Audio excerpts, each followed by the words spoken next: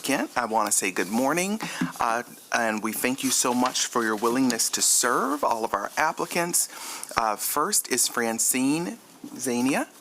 All right, feel free to come forward. Thank you. Good morning. Thank you.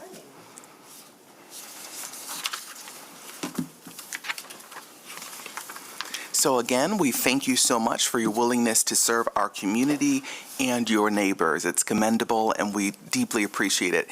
You'll get one question per each commissioner, so 3 questions, and you will have 3 minutes timed by our city clerk to respond. Yep, nice and red in the front here. So we will begin with my question. Stepping up to serve as a public servant is commendable, and we thank you for your willingness to do so. Being a commissioner is just one way of serving our community. Please share how you have served our community through civic or public service. This may include board service, previous or current employment, or other forms of engagement. Thank you. It's a pleasure being here. I have always been interested in civic, especially government. Closer you can be to people, the better. As far as serving, I've primarily been a mother and a teacher most of my life. I have served on a couple of boards of education, one on an elementary level and one on a high school level. But I also considered some of my jobs, teaching jobs, as civic responsibility too, and more like a vocation.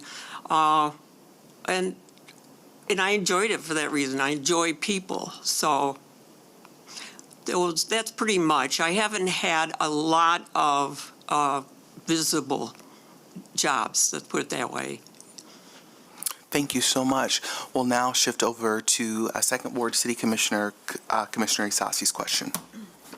Thank you, Mr. Chair. Good morning. Good morning. My question is, can you share with me a time when you worked through a conflict at work and how you approach conflicts in the workplace setting? Thank you. That's a great question, because that's something we deal with all the time, everywhere, no matter what profession or what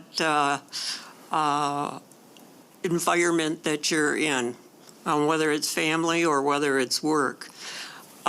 First of all, I like to be direct, and I like to find out exactly what is the conflict, to kind of name it, first of all, and see what it is about.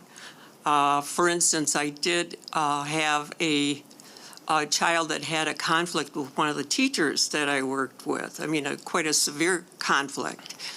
And I had when she sent me a note, I had misunderstood it because it came to me by, email, I think it was at that time. And she was being sarcastic, and I didn't know that. And, sarcasm does not show up very well on email. And that was, maybe it was relatively new to her at that time. I'm not sure about that. But anyway, so I did not address it at that point. Then she went to a person above me, my principal, and had complained about how I reacted to it. So after that, I asked the principal if I could talk to her directly and find out what was the incident, what had happened, and exactly. And then I understood. And then I was ready to make a judgment. She was right. And then to follow through on that in some kind of I hate to say, but when you're dealing with kids, lots of times it's punishment, in some way. Thank you. Thank you. We will now shift to First Ward Commissioner Alicia Marie Belchak's question. Hi, yes, thank you for being here. It's really great to meet you and see you in person. My question has to do with the fact that this is a short-term appointment. And there's much that we do at the commission that our collective work is already underway. So how would you balance supporting the existing priorities while also exercising your own independent judgment in your representation of the First Ward residents, especially when those two things can be in tension? Yeah, I've already thought about that.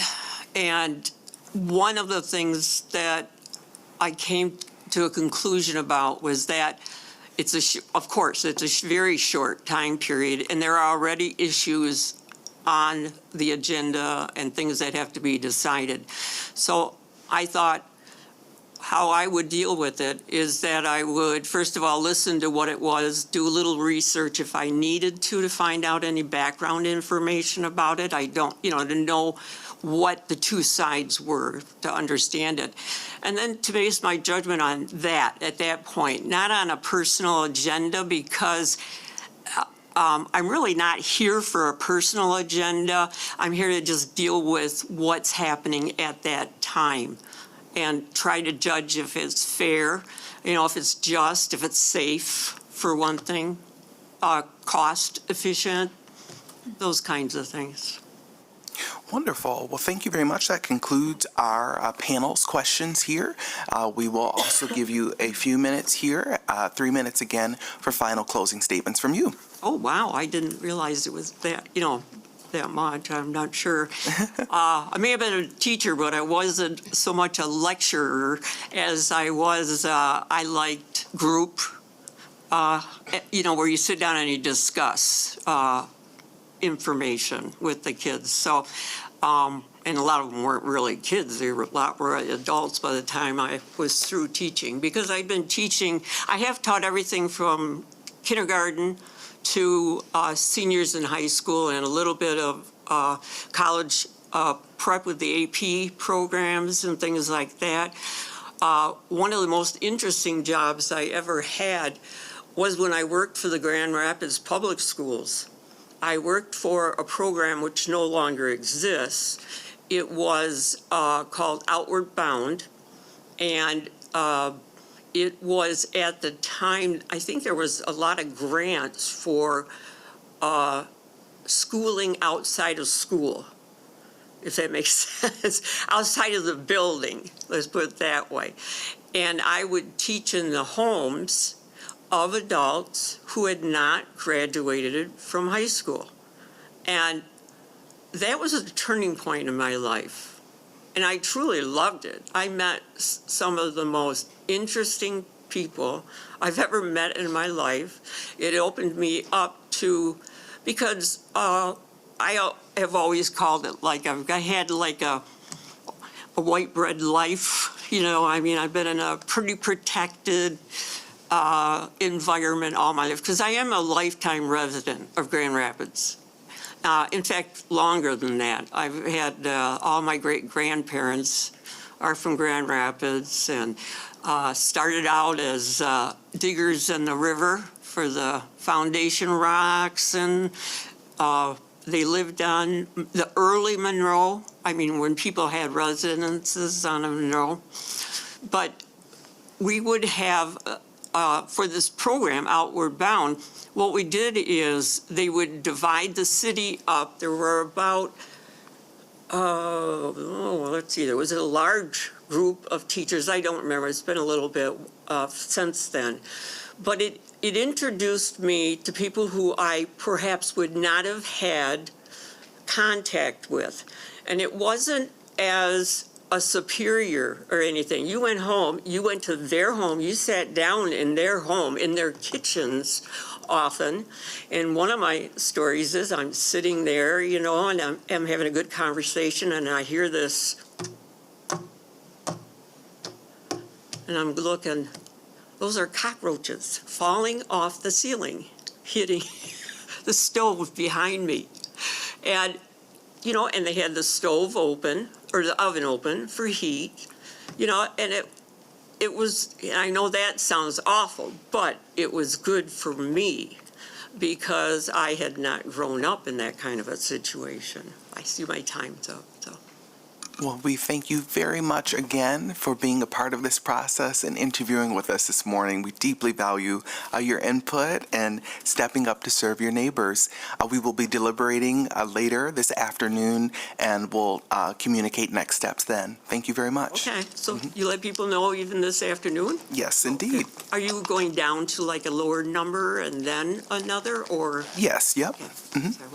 Well, thank you very much. Yes, and the clerk has given some how the process will look in your email. Okay. All right. Thank you. Thank you. Thanks. Thank you, everyone. We will take for the public, we will recess for 9 minutes until 9:20 with our next applicant. Thank you.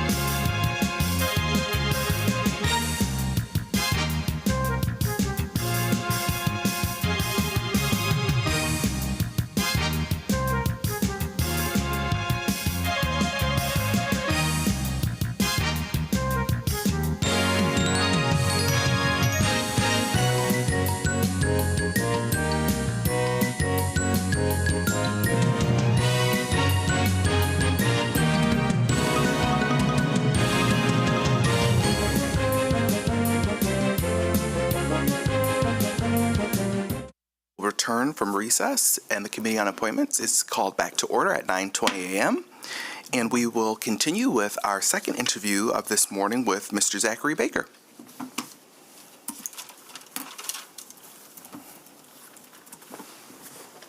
Good morning. Thank you so much for joining us and stepping up to serve your community and neighbors. We deeply value your willingness to serve. Once again, you will get a question from each commissioner representing the 1st, 2nd, and 3rd Ward, and we'll jump right into my first question here. I did have it up for you all. Here we are. Okay, so my question, and I'm Marshall Kilgore, I'm the 3rd Ward City Commissioner. Stepping up to serve as a public servant is commendable, and we thank you for your willingness to do so. Being a commissioner is just one way of serving our community. Please share how you have served our community through civic or public service. This may include board service, previous or current employment, or other forms of engagement. And you'll have 3 minutes to answer each question. Awesome. Thank you for the question. As far as currently, I work for the railroads of Grand Rapids, on the south side of Grand Rapids. Currently I am a member of their safety board that is prioritizing, like, obviously safety, but as well as safety for the community when transporting stuff and like shipment processing, and we've been dealing a lot of this high water issues as everybody's been dealing with. So we've been meeting quite a bit to come up with strategies on how to handle potential derailments or catastrophic instances that would happen due to unforeseen circumstances such as high water or extreme winters like we had this last winter. With my community, I am a part of a planning committee that helps. It's a group that meets over on the west side of Grand Rapids, over on Leonard Street, that our main goal is to connect the community with different groups. We've had members from the ALCU. We've had different medic groups from Grand Rapids. We've had Rachel Hood has spoke with us before. So we've had a wide variety of groups from Grand Rapids come and meet there and try to get people more involved with our city, getting familiarize names with faces and such. But in the past, I have worked on less of boards, more on groups that have dealt with the environmental issues of Grand Rapids, such as the large amount of urban areas that are within past floodplains. So we've been dealing with drainage with our storm systems, and we've been trying to this year clean up as much of our drains as possible because it's been a chore. But that's my official connection to Grand Rapids. Wonderful. Thank you, Mr. Baker. Thank you. We'll now shift to the 1st Ward Commissioner, Alicia Marie Belchak, for her question. Well, thank you, and thanks for cleaning up our storm drains. That's a very important thing to be doing.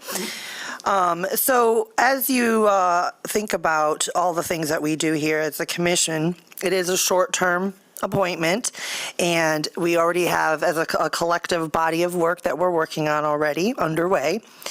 So my question for you is, how would you balance supporting these existing priorities while executing or exercising your own judgment independently as you represent the 1st Ward residents, and particularly because these two things can be in tension?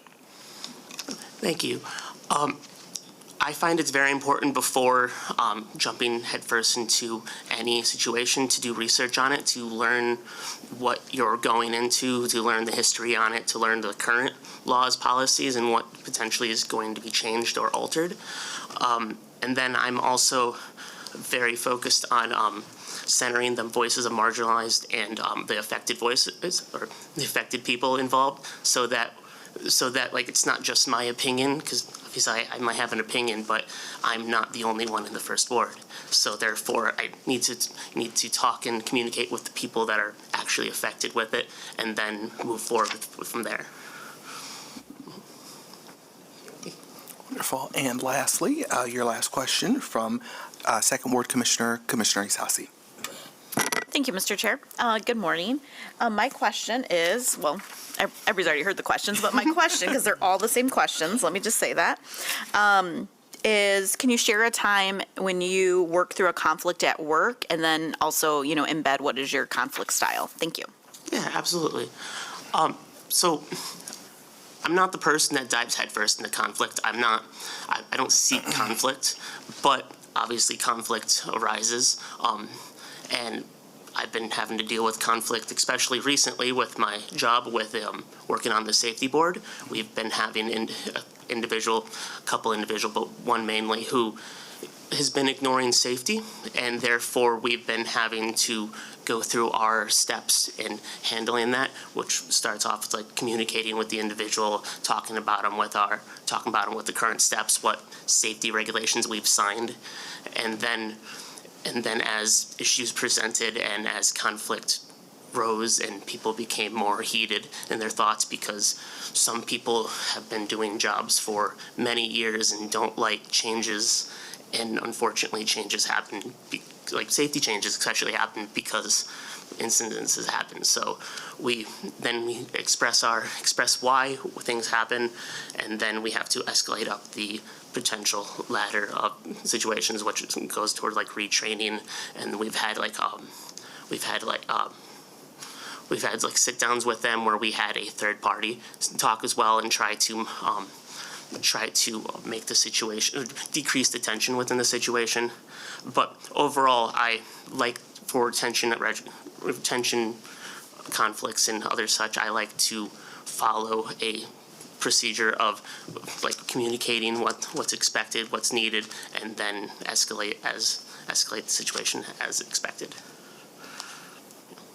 Thank you, Mr. Baker. Thank you. And lastly here, this one is for you. It's a closing. You'll have 3 minutes, as you did with the questions. For a closing statement here, these could be, important things that you'd like to share in regards to serving in this role. Awesome. All right, so introduce myself. My name is Zachary Baker. I grew up in Grand Rapids area. Well, parents moved around a little bit growing up, but Grand Rapids was always my city. I had a very large focus in community involvement in my early years. I was very, very involved in Boy Scouts up until eventually getting my Eagle Scout. And I wanted to transfer that into my adult life, where I went off to college to get an environmental biology degree so I could focus on Michigan's ecosystem and how it's affecting our people. And then as COVID hit and getting jobs was harder, I moved over into the marine construction industry, where I learned tons about how our changing ecosystem and climate change has been affecting our daily people on like everything from like our lakes to Grand River and Lake Michigan. But then since then, I have also been very focused on community involvement, where I want to be involved. I'm currently not necessarily the person that sits on a board and tells the people to go. I was the person that slung on a backpack to go help, to volunteer my medic services to community events, organizations, and such. I've always tried to be involved in Grand Rapids, and I've wanted to escalate that involvement, and this seems like a natural progression. Thank you. Wonderful. Thank you, Mr. Baker. Once again, we thank you for your willingness to serve, and you will get next steps on this process this afternoon. Thank you so much. Thank you. Yes. Again, we will recess for a few minutes here until our next applicant at 9:40 a.m. We're in recess.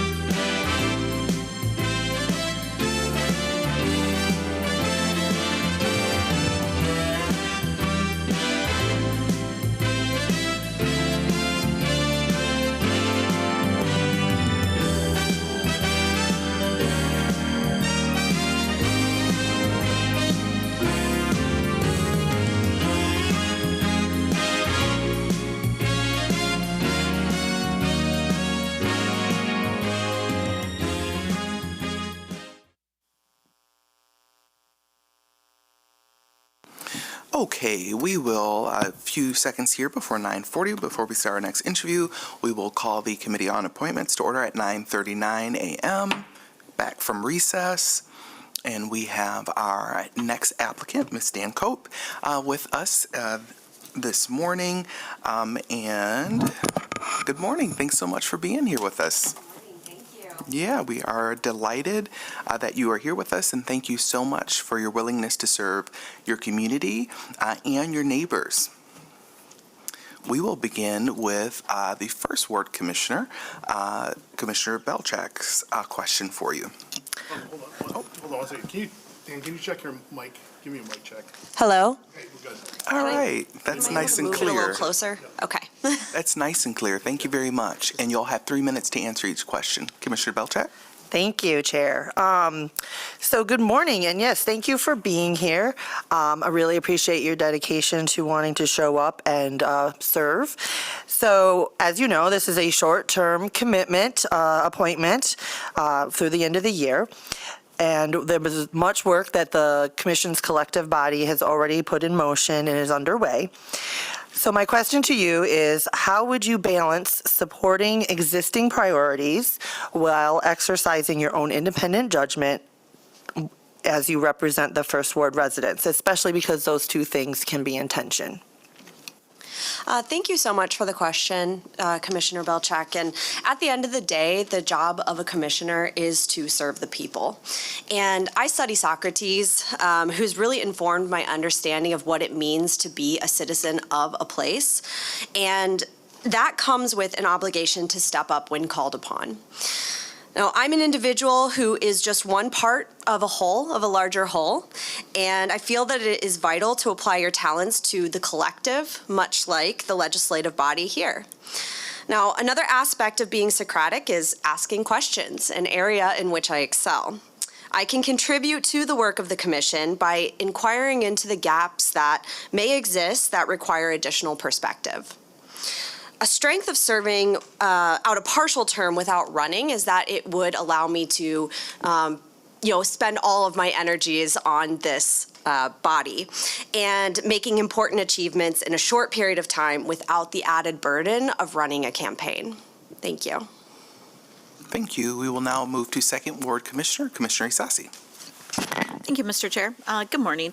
My question is, can you share a time when you work through a conflict at work and then embed in there, what you believe your conflict style is? Thanks.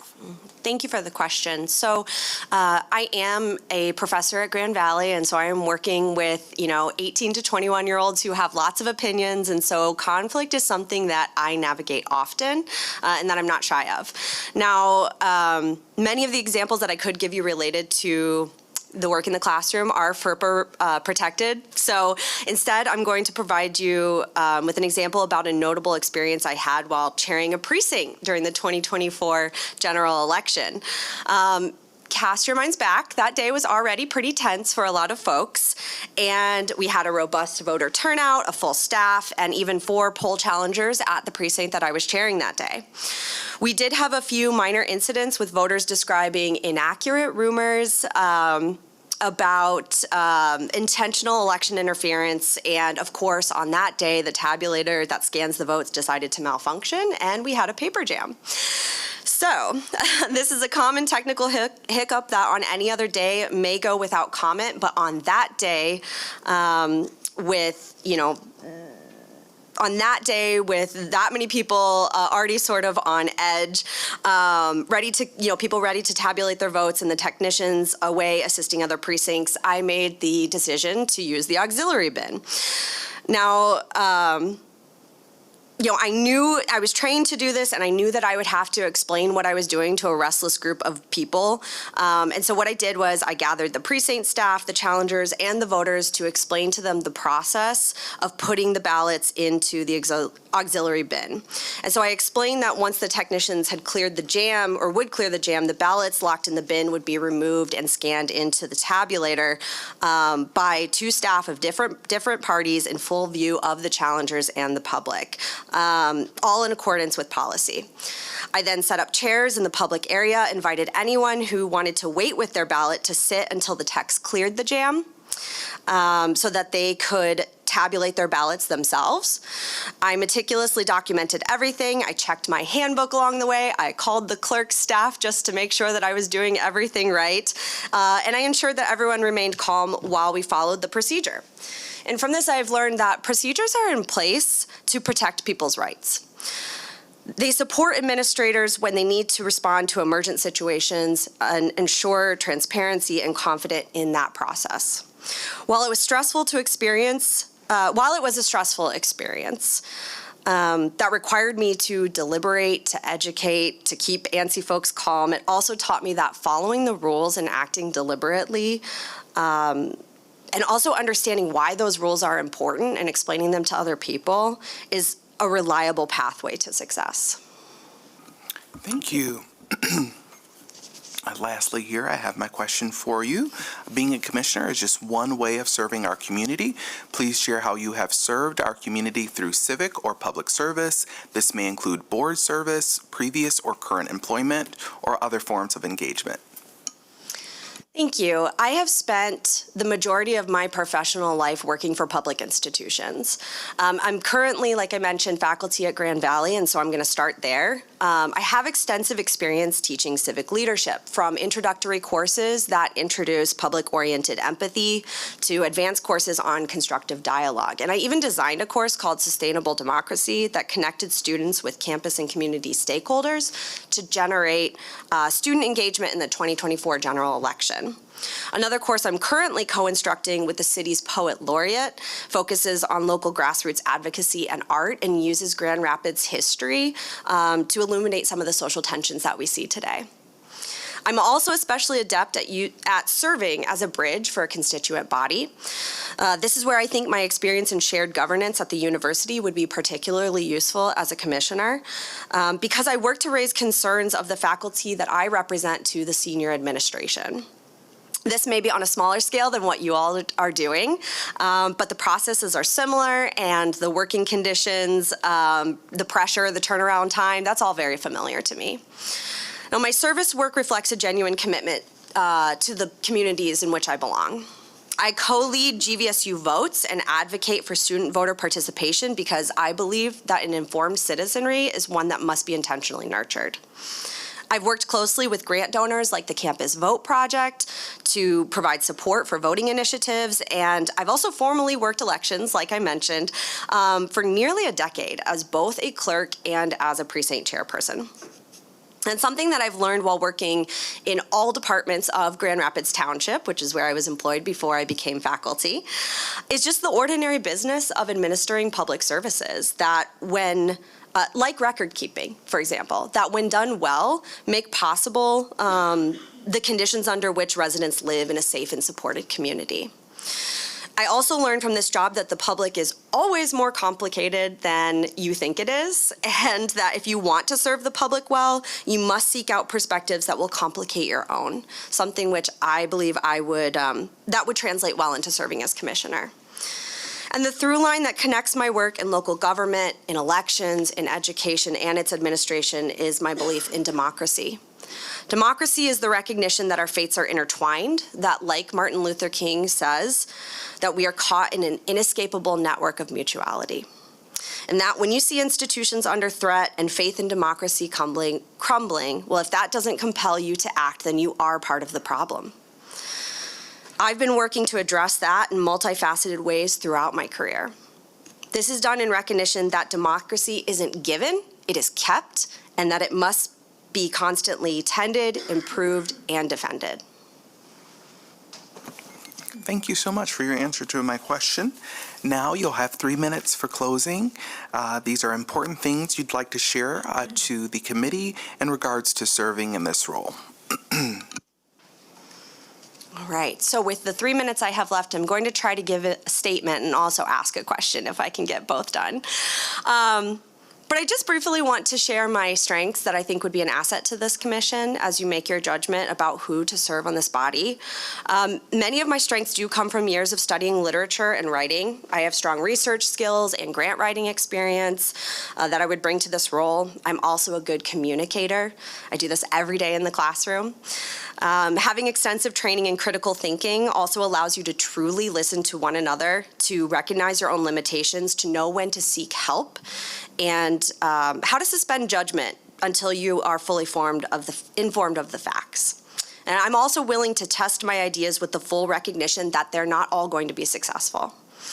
Something I love about teaching is that every class session is an experiment and you must constantly adapt to emergent situations, which I believe is likewise an asset for a leader in governance. Now, the classroom model is particularly useful when thinking about municipal leadership and civic participation as well. At the end of the day, we usually share a vision for a healthy city where our families are safe, where we have opportunities to pursue our goals, where we have clean air, water, and public spaces in which to recreate and congregate. And I will choose respect as that default starting point and engage in dialogue to come to a place of consensus, where differing parties can see pathways forward that also acknowledge our differences and articulate our shared goals. I'm also especially adept at liaising and acting as a bridge for a community. I have so much experience working, like I mentioned before, in shared governance at Grand Valley and doing this thing already. This would just be a next step, a larger capacity in which to apply my skills. I'm also not easily discouraged, and I recognize that the work is never done. It's only ever evolving. I'm tenacious and I jealously pursue the truth, and I would bring that work ethic with me to the commission. Now, if I may ask a question with my 1 minute left, something I've been thinking a lot about and would be curious as to your perspective, if time allows, is how do you navigate working with groups of people who just seem intractable and trying to come together and build consensus? I would love to hear your professional opinion on this. Ms. Cope, that is a fantastic question, but we are here to hear from you today, so we will not be providing answers back, but feel free to follow up with us afterwards. You still had about a minute there. Would you like to conclude anything else? No, I just want to say thank you so much for making the space for me. And as a First Ward resident, I also just appreciate you making time to hear from someone who genuinely appreciates what you all are doing and just wants to make this place a better place to live. Thank you so much. It's so nice to step up for your neighbors. Thank you again. We will be deliberating this afternoon, and you will hear next steps this afternoon. Sounds good. Thank you so much. Take care. And we will recess for 8 minutes until 10 a.m. for our next applicant.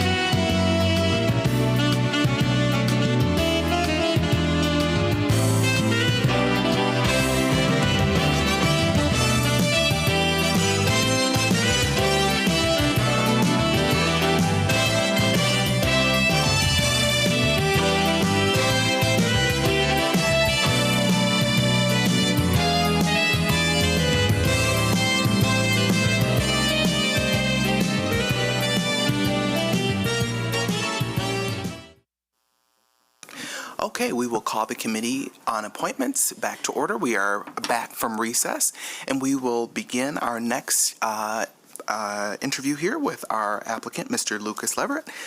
Good morning. How you doing? Good morning. Great. Hope Good. you're all well. Good. Thank you. Thank you so much for joining us here today. Stepping up to serve as a public servant is commendable, and we thank you for your willingness to do so. Being a commissioner is just one way of serving our community. My question is to please share how you have served our community through civic or public service. This may include board service, previous or current employment, or other forms of engagement. For each question, you will have 3 minutes, and you may begin.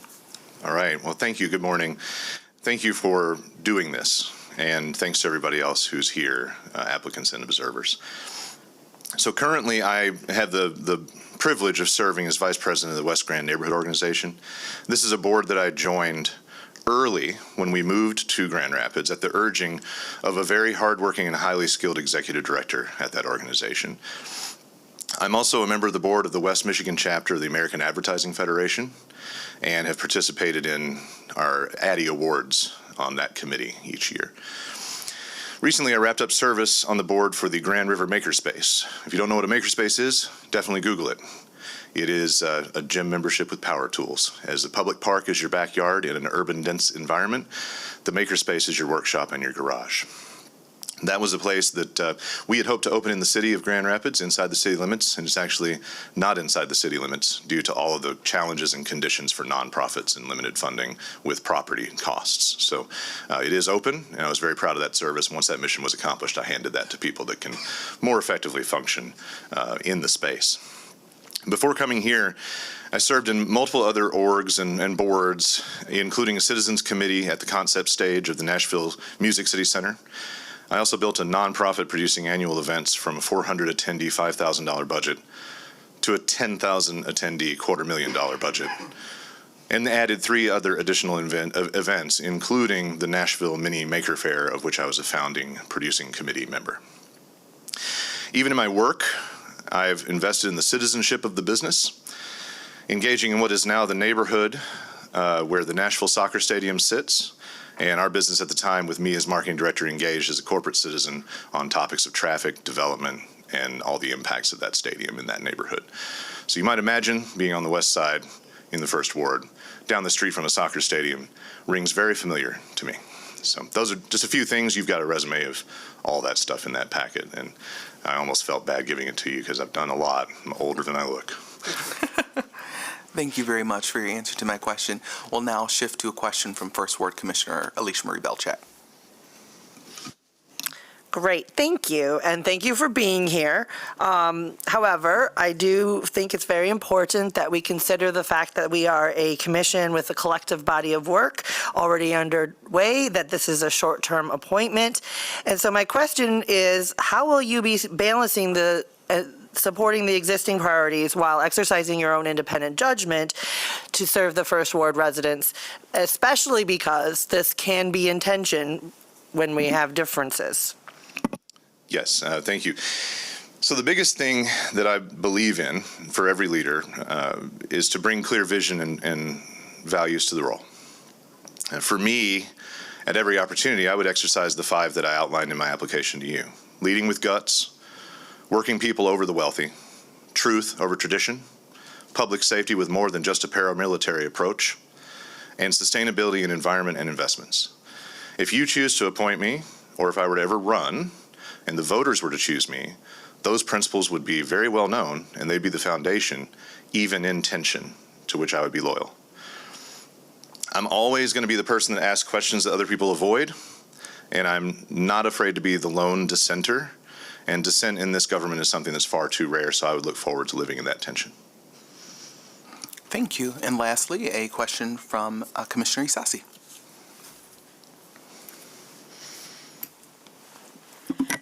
Sorry.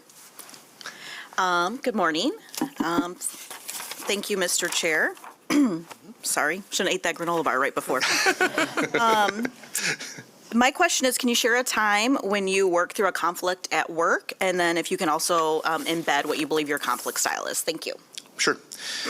So first and foremost, I'm a big fan of goals and vision. If a conflict can be resolved with those, that's the best move. My primary concern is the group destination. Egos and feelings take a back seat. When possible, we need to build processes and systems and let those be the bad guy.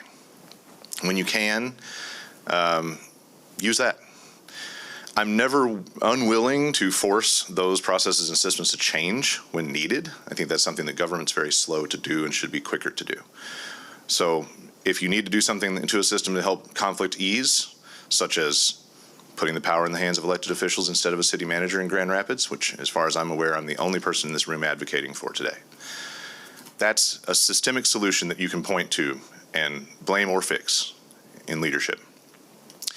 On the personal level, I like to get to know people and what makes them tick and find our common passions, not even organizational. I'm almost never as interested at work in what people have done at work or their resume as I am, what are you into? As a big giant nerd, I love finding out who the secret Marvel fan or Star Trek nerd in my workforce is. And if we can sit and talk and know each other through those things, we can have better conflict resolution as people. The most recent conflict point I'm going to point you to is actually not even mine. It was in this chamber when I made the suggestion recently that you use graphics on your screens to reduce conflict among speakers at the podium with you and your agenda in your regular meetings. Clear communication and setting, again, goals, vision, that gives you something to point to and say, hey, look, that's the way we do this. It's not me, it's not you, it's not personal, it's what we're doing together in this vehicle with our egos and our feelings in the back seat. I saw a systemic way to solve that conflict for you. I suggested it. I tend to be the guy that sees that stuff, and I'm always glad to share it. So that's a little bit of a vision into that. I try to apply that in my daily work anytime I can. Of course, I'm also willing to call out the things that might be right or unjust. Thank you. We have 3 minutes also reserved for closing statements for you. These may be important things you'd like to share in regards to serving in this role as someone who may be appointed to the First Ward. Great. Well, once again, I want to thank the committee for engaging with myself and the other applicants. I do still respect the time and effort you're investing, even if I'm among those that believe this is a bit of a show with potentially a foregone conclusion. Despite that well-founded cynicism, I can say that I admire and respect all of the fellow applicants. And there's certainly more than just one of them in this room that I think would make a fine choice if appointed commissioner. Thank you all for being willing to serve and stepping up to put yourselves in consideration. I've had some fantastic and surprising conversations around the community since this process started. One common refrain that stands out is, so Lucas, you're gonna run, right? No, not yet, at least not now, maybe someday.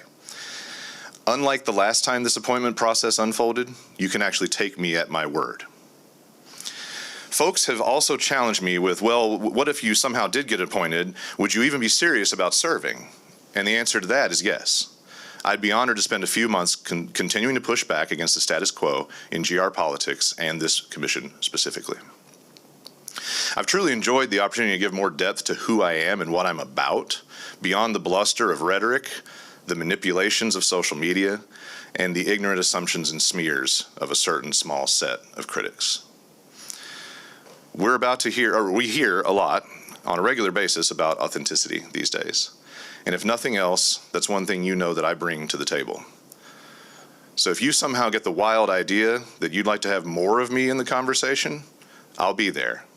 Thank you very much. Thank you so much again for your willingness to step up and serve our community and neighbors.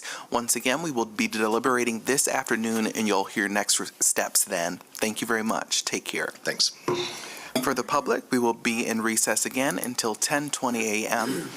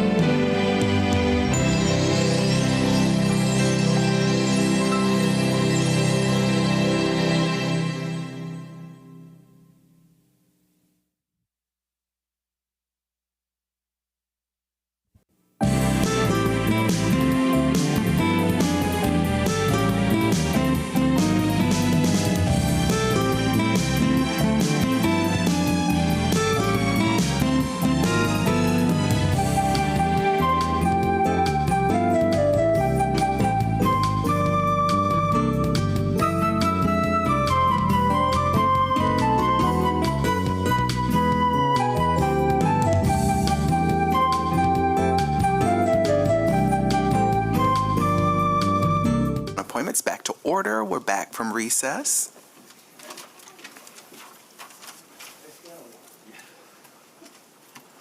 We have our next applicant, Ms. Lindsay Perez. We are so thankful for your willingness to serve. Thank you for stepping up to serve your community and our neighbors. We will begin our questions. You'll get one question from each commissioner. You'll have 3 minutes to respond to each question. We will begin with the Second Ward Commissioner, Commissioner Isasi, to present your first question. Awesome. Thank you. Thank you, Mr. Chair. Good morning. My question is, could you share a time when you work through a conflict at work and also include how you approach, what's your approach to conflict, your conflict style? Thank you. Absolutely. Great question. And I'm excited to be here. Thank you guys all for this opportunity. So I worked for many years in a role as I'm a mental health therapist, where we had to, as a group with supervisors, a third party, case managers, come up with our unanimous recommendation for placement for children for living. It was a high stress position. We cared a lot about the children we worked with, and a lot of times people had different opinions on what would be the appropriate placement for them. And as the therapist on the case, sometimes had to take a lead role in helping people come to agreement because we had to present to the federal government our combined agreement on our placement recommendation. So I learned a lot about working collaboratively, about getting people on the same page, about managing my own emotions when things sounded like they were going in a direction that I didn't think was safe or correct. And as a therapist, I've learned a lot over the last 20 years about active listening. So my approach when there's a conflict is to first listen to understand, not to respond, and demonstrate that understanding and reflect that person's thoughts back to them so that we know I heard them right. I know that, anger is a secondary emotion. That's something that can come up frequently in conflict, and that usually covers fear or hurt of some kind. And so try and address those emotions to get that out of the way so we can have a productive conversation. Validating people's feelings, even when you maybe disagree with their approach, also goes a long way to reducing conflict. I have a lot of clients. For example, a while ago, I had a client who was screaming at me. He was just enraged, and fortunately it was a teleappointment, but he was holding the phone close for effect and was very angry. And the natural response is, sir, don't speak to me that way. Sir, calm down. But those things don't really work. So I just went straight to the emotion of, I'm sorry, you're so hurt right now. And if I had been hurt like you, I might feel as angry as you. And it's just like turning a volume button down. I mean, it reduced the emotion very quickly. He apologized at the end of his own volition. The other thing is finding common ground. I've done a lot of advocacy work with immigrant rights, and I've lectured and done education, and I've gone to very conservative places. And I've learned and was taught by wiser people when I started this in my younger years to just start with the common ground. Everyone cares about the economy. Immigrants contribute tremendously to the economy. Start there and build from that. So that's my approach to conflict. Thank you. Thank you. We will now shift to First Ward Commissioner Belchak. Yes, thank you, Chair. So, as you know, this is a short-term appointment, and there's much of the collective body of the commission work already underway. So my question to you is, how would you balance supporting these existing priorities while exercising your own independent judgment as you represent the First Ward residents, especially because those two things can be in tension? Yeah, absolutely. I think going into a new position, I understand that the first order of business is to fit myself into what's happening. There's a lot of great things happening in Grand Rapids, and I think that won't be too hard. I'm supportive very supportive of a lot of the initiatives right now. The CAP plan, and congratulations to all of you on passing that. I would love to be part of helping implement that and make that reality. The neighborhood investment plan, it sounds really good and in line with my values as well. And it was brought up to me recently, the idea of being proactive and preparing for the effects of climate change and changing weather patterns. So the person that brought that up to me mentioned taking care of the tree canopy, which I had not thought of, but I would definitely fit myself into that being proactive approach. The day that this person brought it up to me, I drove home thinking about it, and it was a windy day, and I walked in my backyard, and a huge tree had blown over and busted up our playground, and that really drove that home, that might not be a flashy item, that the community gets excited about, but it's something that we need to be doing and preparing for. So I'm excited. As I've done this process and I am running, I've been meeting with community leaders and so on, and it's been so wonderful and encouraging, because all of my thoughts and ideas about, creating better third spaces and protecting our green spaces, there's people working on that. Working on housing and particularly home ownership, which is a passion of mine, living in a neighborhood where I know, our neighbors, we really want stable homeowners. We want our kids to have friends and build that sense of community. There's people working on that. So I think there's a lot I could do just by lending my support to the things that are happening. And then I have my own background and ideas also that I can work in to those spaces. But I know, there can be tension. I'm someone who is very hardworking.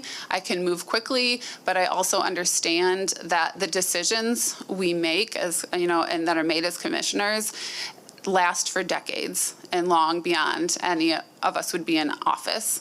And so not just knee-jerk reactions, for example, to housing. We desperately need more housing and we need to move on that, but we need to move with well thought out, well-researched plans on where and how many, and congestion and the roads and parking and all of those things that have to be considered. So while we need to have the impetus to move quickly, we need to have the restraint to do the research and make wise decisions that are going to age well in the ward.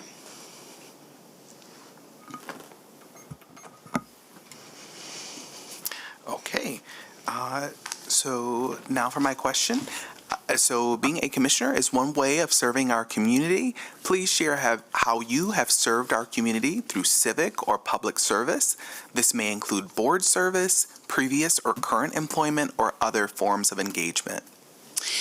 So I've spent my life working to help people in the community as a mental health therapist and working and doing home-based work where I was in people's homes, in their schools. That's given me a really intimate look at the factors that come together that can cause someone to become unhoused, that can cause someone to have a run-in with the law or a child to go into foster care or CPS. And you can't solve a problem you don't understand.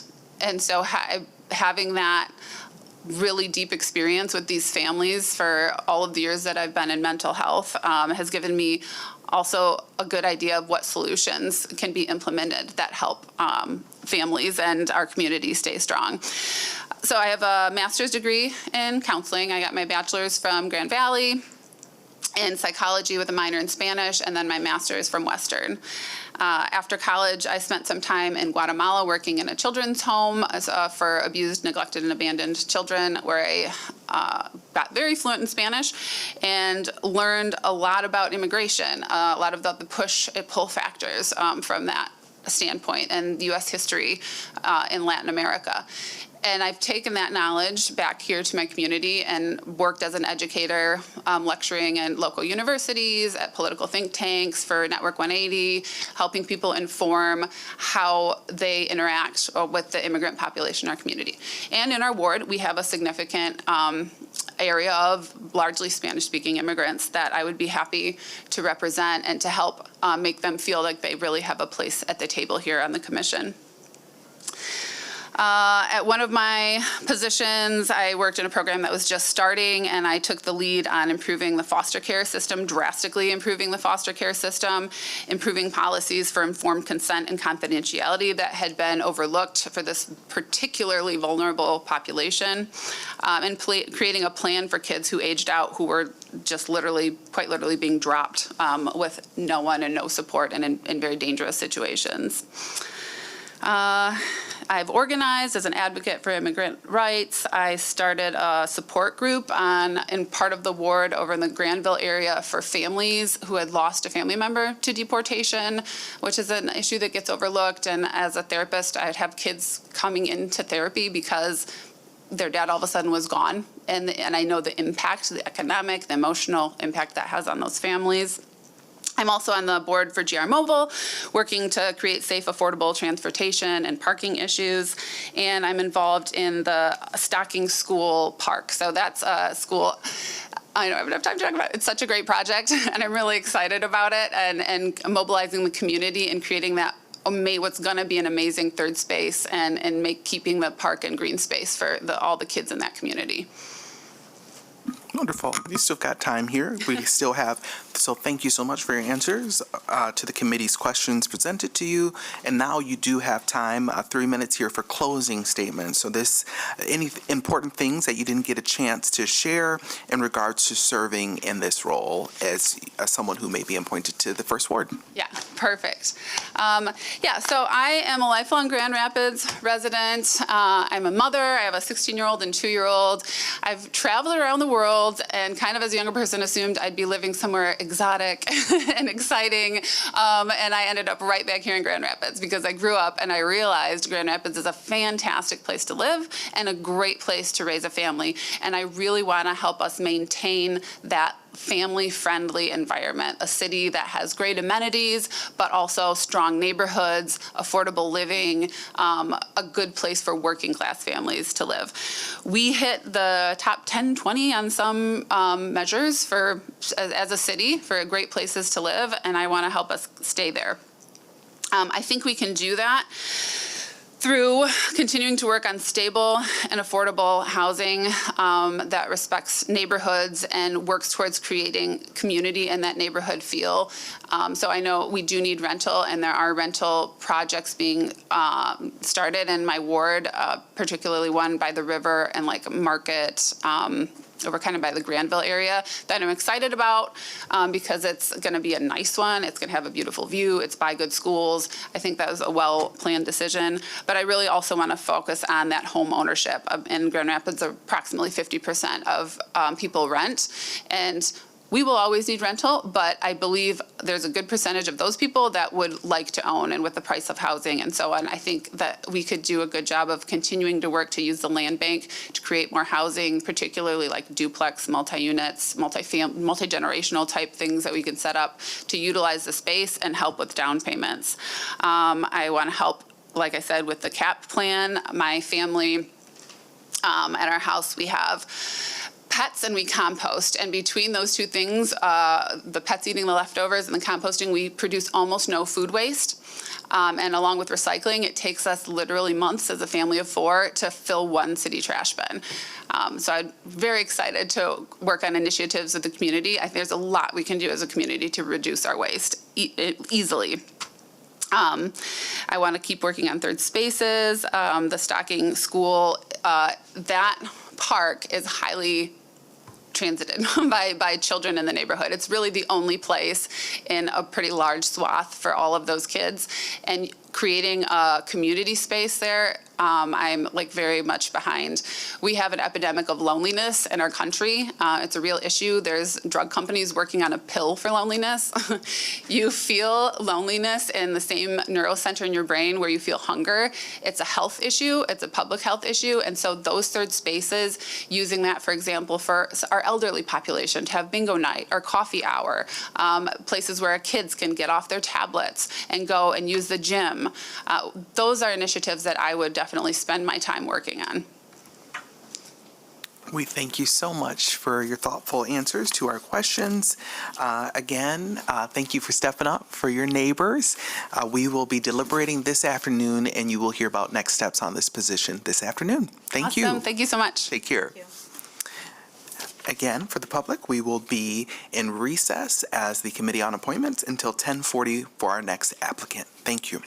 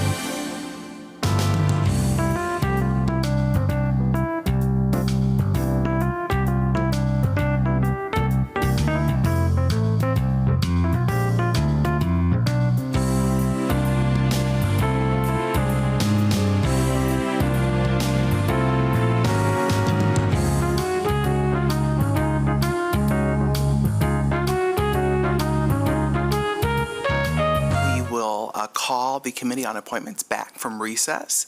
Our city attorney is not stepped away for just a moment, but Mr. Schramm will be back. I would like to welcome our next applicant, Mallerie Root, up to the microphone. Oh, and city attorney is back, so we're all here and present. Good morning, Ms. Root, and thank you so much for your willingness to serve your neighbors. You will have one question from each member of the committee from all 3 wards with 3 minutes to respond back to each question. Wonderful. We'll begin with my question. So, being a commissioner is just one way of serving our community.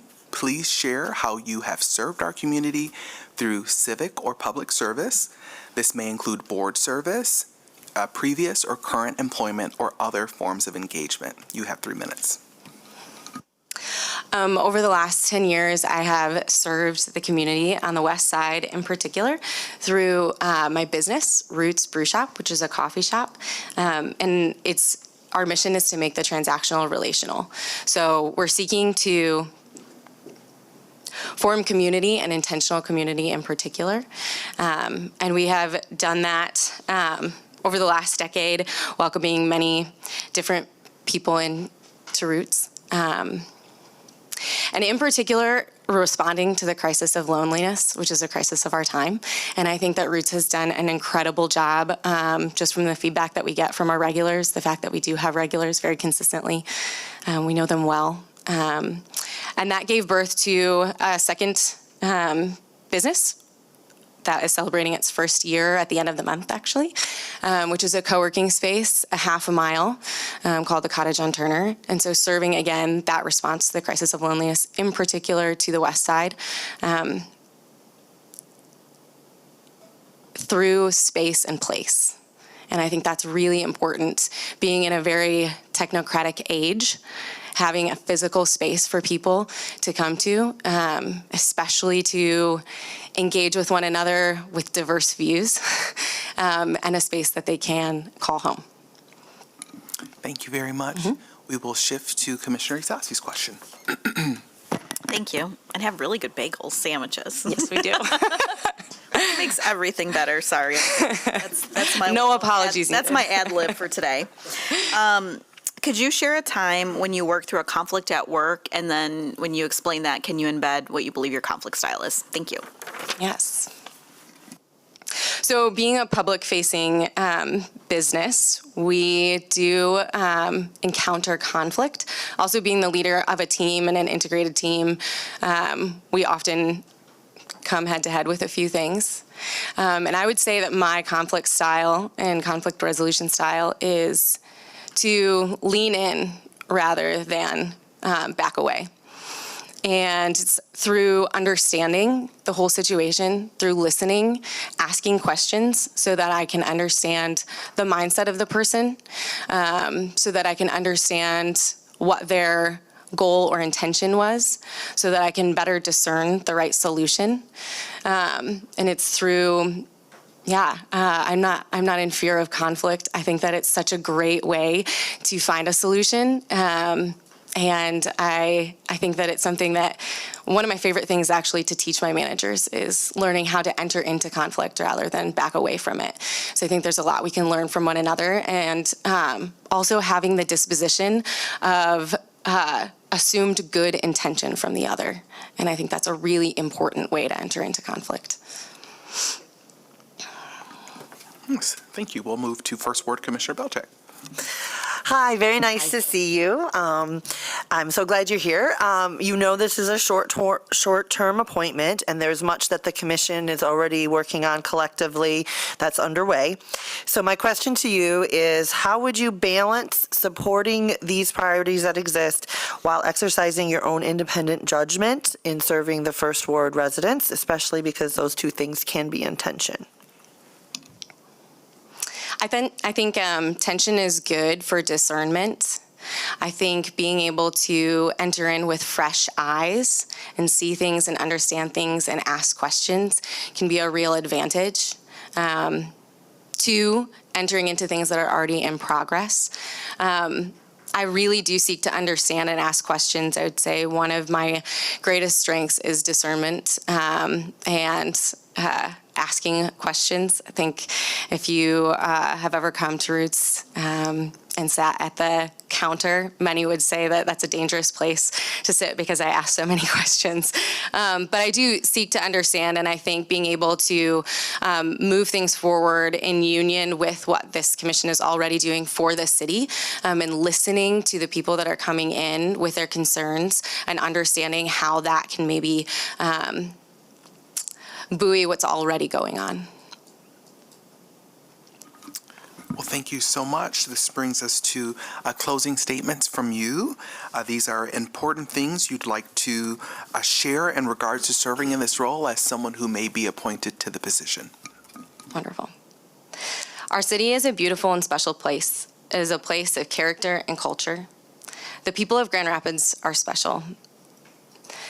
And it's been an honor to serve my community over the last decade through Roots in particular, and now the Cottage on Turner. I have had the opportunity to be on the front end of growth on the west side over the last 10 years. It has given me a unique perspective of how changes to a neighborhood affect those living in it, both for the negative and the positive. It has taught me to be open and ask questions. It has taught me to be present, and that being present is important and necessary.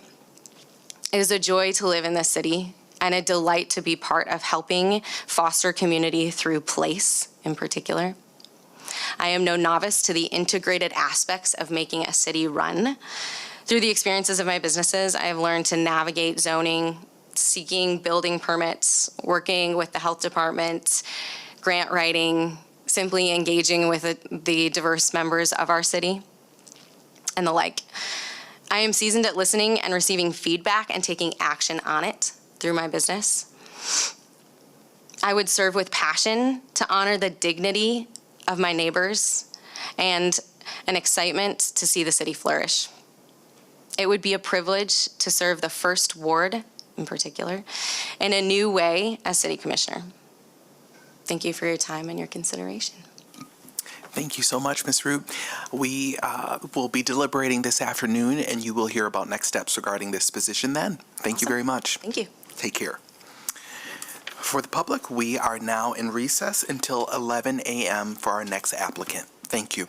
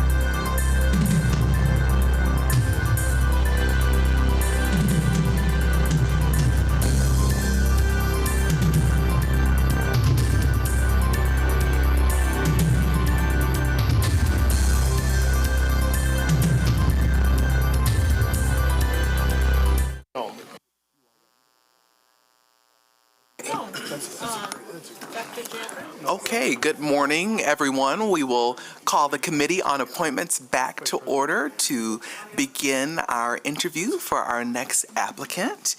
We have Mr. Steve Tibbe. Welcome. Welcome. Thank you so much for your willingness to serve our community and your neighbors. You will have one question from each member of this committee, and you will have 3 minutes to respond, in addition to a closing statement of 3 minutes as well. We will begin with Second Ward Commissioner Isasi. Thank you, Mr. Chair. Good morning. My question is, can you share a time where you worked through a conflict at work? And while you share that explanation, can you share what you believe your conflict style is? Thank you. Yeah.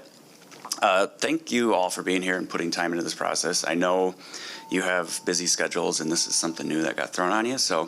But I do think that it's important that we do this work. So we'll flush it out and make educated decisions. Conflict is always around us. Like every job, every interaction, every relationship, there's conflict. I've experienced it in many different ways throughout my professional career, in many different formats. The past 5 or more years, I've worked with the city on a public-private project, and many conflicts come up due to engineering, what's possible, what's not, funding, what the stakeholders want, and there's multiple stakeholders in a project. So I found that with knowledge of what I once did not know about processes, you can help get to a solution. What we learn, there are reasons for these processes, helps understand all angles of these in order to get to a yes a little bit quicker. Over the years, most conflicts can be resolved with some crucial conversations, hopefully get to a collaborative process where it's a win-win solution. All parties work together to find a mutually beneficial outcomes based on the underlying interest. But if that's not feasible, I would go into the compromising solution, which is kind of the middle ground. It gets all parties closer to their goals. Progress is rarely 100% happiness. Like there's always going to be a little bit of give and take, but we should not forsake some progress if nobody wins. We can't compromise and work together. Perfection is the enemy of progress, so I work to make incremental change to get progress in one format or another. Yeah. Thank you. I will give you the next question here. So I want to, as I have done with other applicants, commend you for stepping up and your willingness to serve. Being a commissioner is just one way of serving our community. My question is for you to please share with us how you have served our community through civic or public service. This may include board service, previous or current employment, or other forms of engagement. Cool. I have an extensive college background in healthcare. I've worked at all the big hospitals in town. I'm a level 2 firefighter.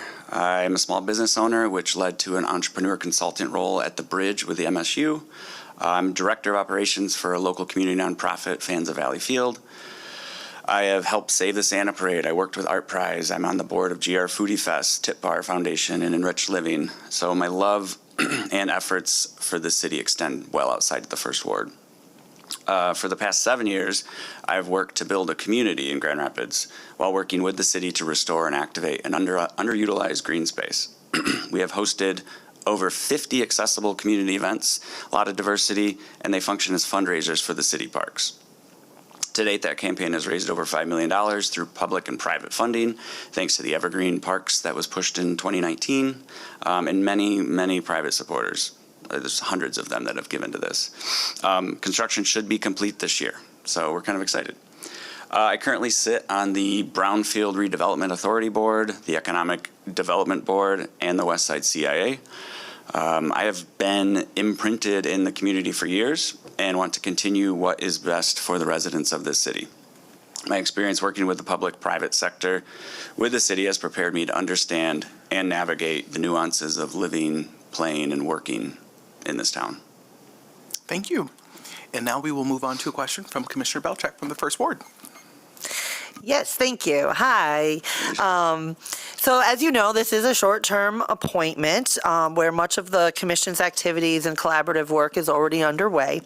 So my question to you is, how would you balance supporting these existing priorities while exercising your own independent judgment as you represent the First Ward residents, especially because these two things can be in tension with each other? Yeah, I would work with you all, the current Board of Commissions and future commissioners. I would work with the city mayor and manager to learn what you guys are working on and what's in the pipeline and how I can help and get caught up. I will listen to residents as I continue to campaign for the permanent or semi-permanent position and get a feel for what residents want to see progress and change within the city as we grow. Find issues that are worth exploring and hopefully finding common goals and ways to get there. Thank you. So now this brings us to closing comments. You will once again get 3 minutes for your statements. These are important things you'd like to share with this committee in regards to serving in this role if you are selected as the appointed First Ward Commissioner. Okay. As I've been through this process, I've learned a little bit from each of you who sit on this current board, and thank you for making these tough decisions in such a public format for the city, but it has to happen. I think my involvement with community is evident with my experience and volunteer initiatives in the past, and I would love to earn this appointment and get to work a little bit earlier. Working with the current commissioners, learning from you and the residents as I continue to listen to the community. I do trust you all to make the best decision and stand by whatever that decision is. I will continue to help where I can in the city as I have for the past few years. I will work hard for the goals of the city, and I would love to get to it a little bit earlier than expected.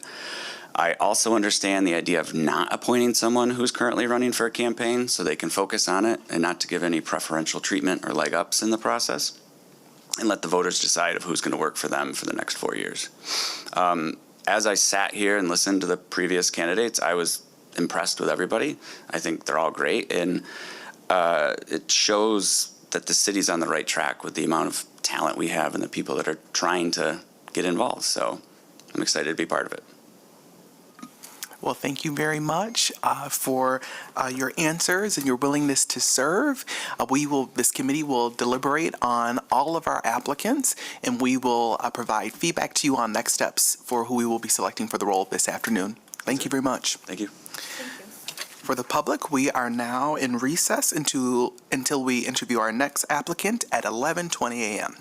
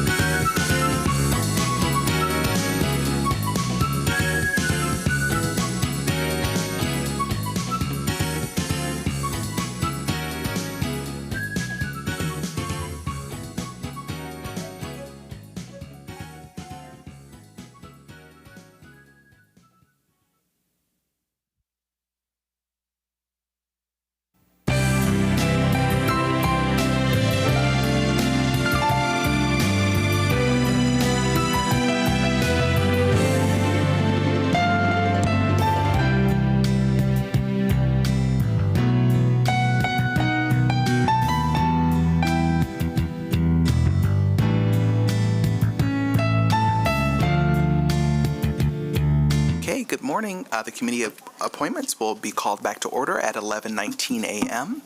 We will begin here in 15 seconds with our next applicant, Mr. Kurt Repart. Thank you so much for your willingness to step up and serve the community and your neighbors. You will get a question from each individual member of the committee, and you'll have 3 minutes to respond, in addition to a 3-minute closing statement from you. We will begin with Commissioner Belchak from the First Ward. Fantastic. Thank you, Chair.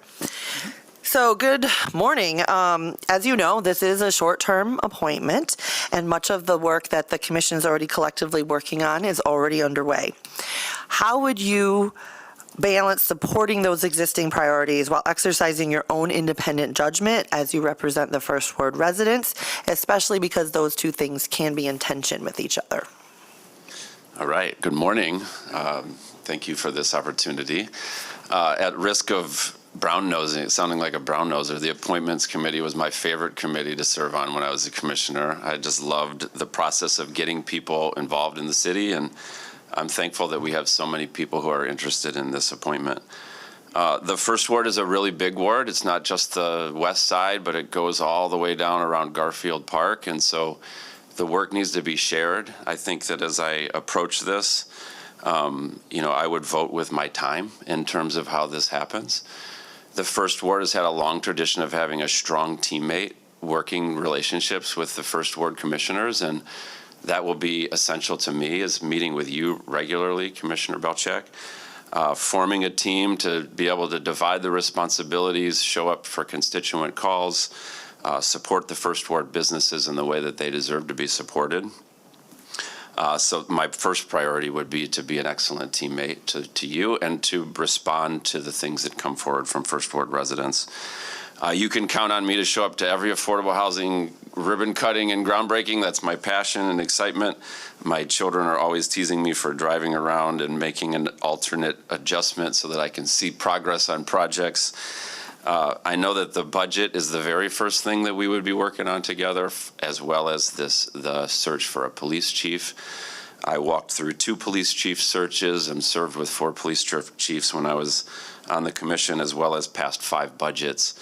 So hopefully I'd be able to step right into the stream there and offer the experience that I gained from that time to bring wisdom and expertise to those discussions. The same is true of the master plan and the zoning ordinance as that rolls out. All of those things are areas where I believe I'll be able to step right into the stream and contribute. At the end of the day, I have to vote, though, and I have to vote my conscience. I am fortunate to have 5 years of voting record to see, so the community can see how I weigh what the community is asking for versus the decisions that are in front of us. And I commit to listening well to the First Ward community, even during this 8-month period of time.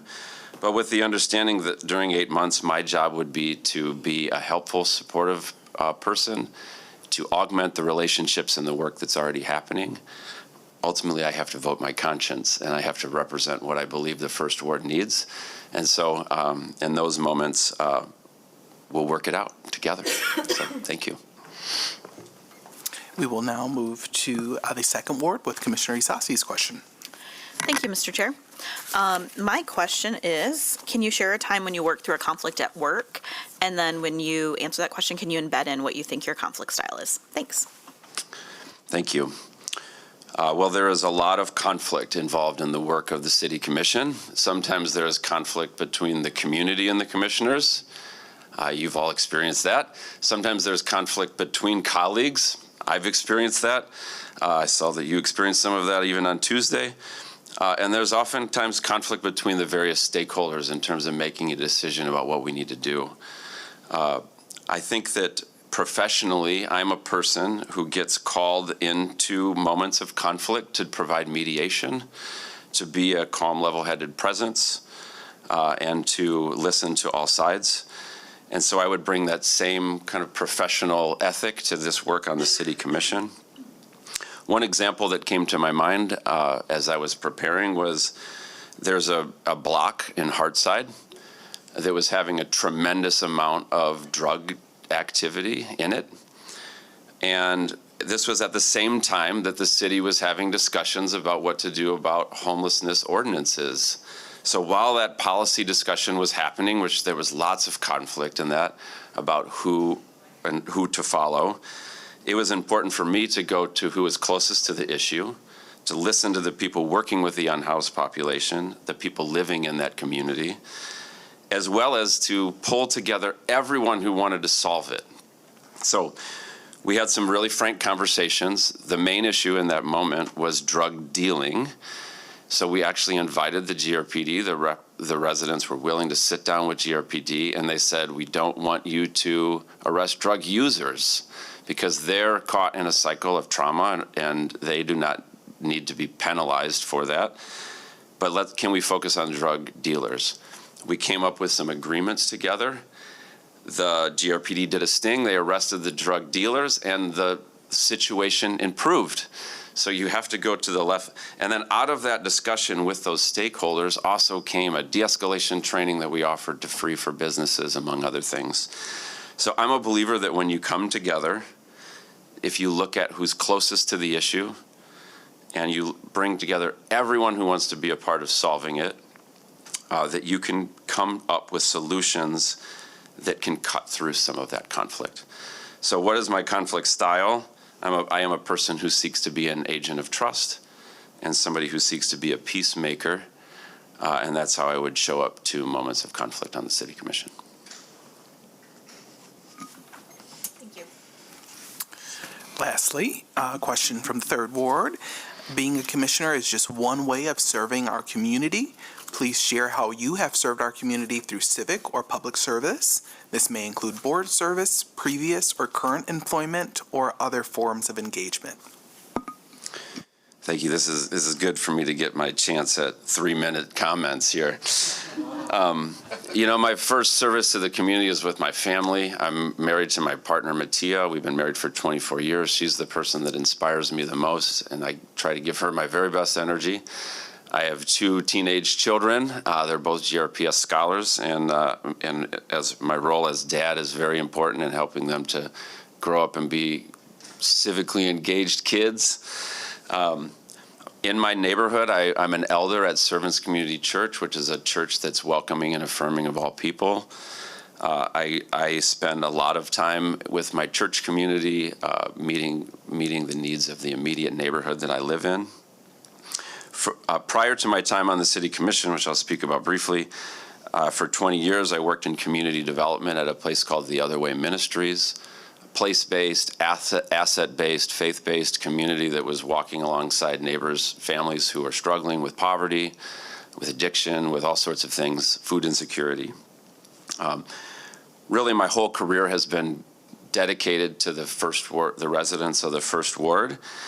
And then I got a chance to be a city commissioner for 5 years. It was the greatest experience of my life. The relationships I built during that work are some of the most meaningful to me. And I had a desire to continue to do that. I want to continue to do that. But as I left my time on the city commission, I've continued to invest in affordable housing. I've worked with 6 or so nonprofits in town that are doing work with affordable housing, particularly with the unhoused population. My work with them is to raise money, help them navigate the city's systems, to bring primarily affordable housing at 30% of the area median income online, which I have lots of thoughts about that I'll share in my closing comment. But I've kept working in the space. That's kept me connected to the residents of the First Ward. It's kept me connected to the city staff that I enjoyed so much working with. And we're keeping to move the issue forward. As I mentioned before, I've also been invited to support multiple organizations in seasons of change. One, I helped an organization to close, which was very painful. Another one to transition from a fraud into a new set of co-leadership. And so I find myself being asked to come into a situation just like this for a short season where some wisdom is needed and where some patience and understanding is needed. And it's my ambition to be a collaborator and an agent of trust. So that's how I've gone about my work here in the city, and I'm thankful for the opportunity to consider doing it again for the First Ward. Thank you, Mr. Repart. Lastly, here are your closing statements. These are important things you'd like to offer to the committee here in regards to serving in this role if you were appointed as the First Ward Commissioner.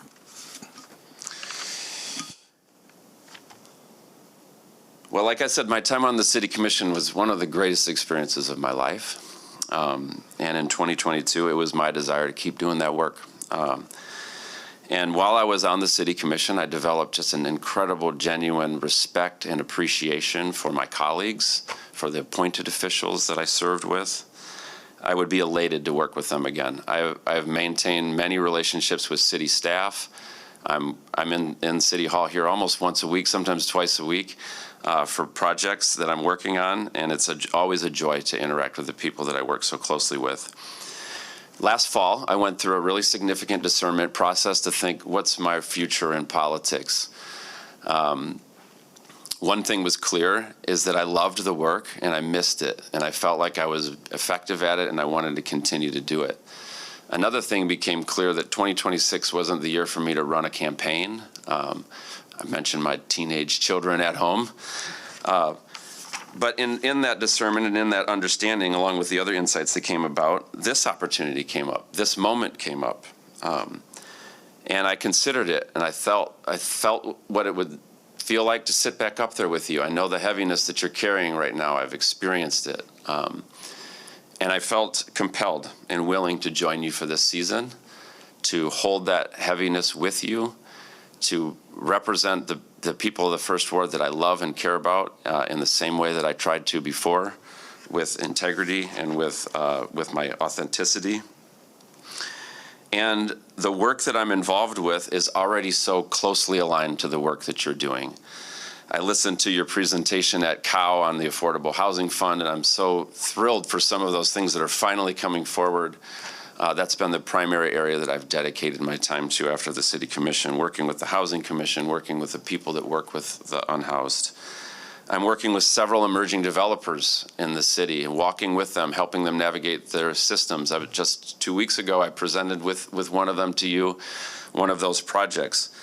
I'm already working with city staff on how can we support those emerging developers better? How can we take that affordable housing fund, that land bank, that brownfield redevelopment fund, and have them work together to truly support these projects in new and exciting ways? I've worked through the things that you're going to walk through. I've been a part of the selecting 2 police chiefs with the same firm that you're working with the same city manager whose decision that ultimately is. I trust the city manager, and I trust the people that we've engaged to help us navigate that. So I'm thankful for this opportunity. Thank you for listening. I would love to share more about how my time on the commission would help me to step in on day one to be helpful to you all, and especially to be a great teammate to Alicia Marie. Well, we thank you again for engaging in this process and being willing to step up for your neighbors. We will be in deliberation this afternoon, and we'll follow up with next steps on your application then. Thank you. Thank you. For the public, the Committee on Appointments is now in recess until 11:40 a.m. Thank you.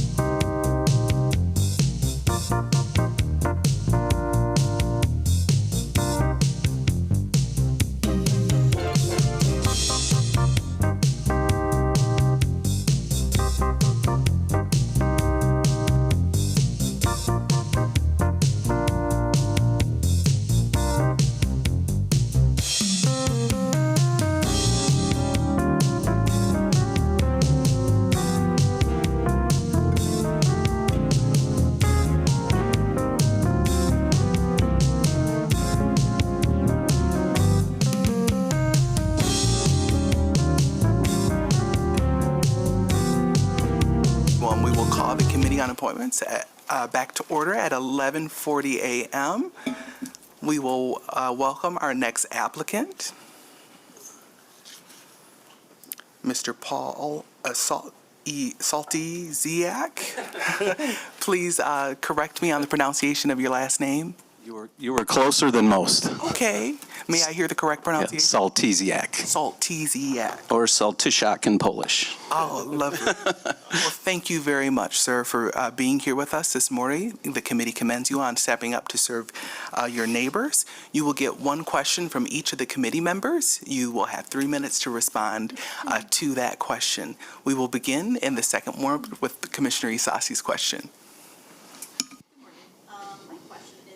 Thank you. Sorry. Good morning. My question is, can you share a time when you worked through a conflict at work? And when you give that example, can you share what you think your conflict style is or your approach to conflict? Thank you. Well, luckily, since I get to go last, I punched everything into AI, so I've got all the answers right here. I'm just going to read everything. No, just kidding.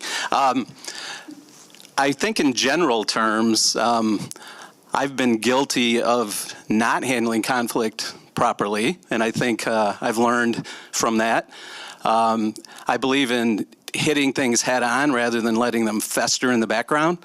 I think that's super important. I had a really good supervisor who was good at that at a previous job I had. He would just, as soon as he sensed something, he'd say, "Hey, everybody come here." You know, you sit down and you talk about it. So I like that style.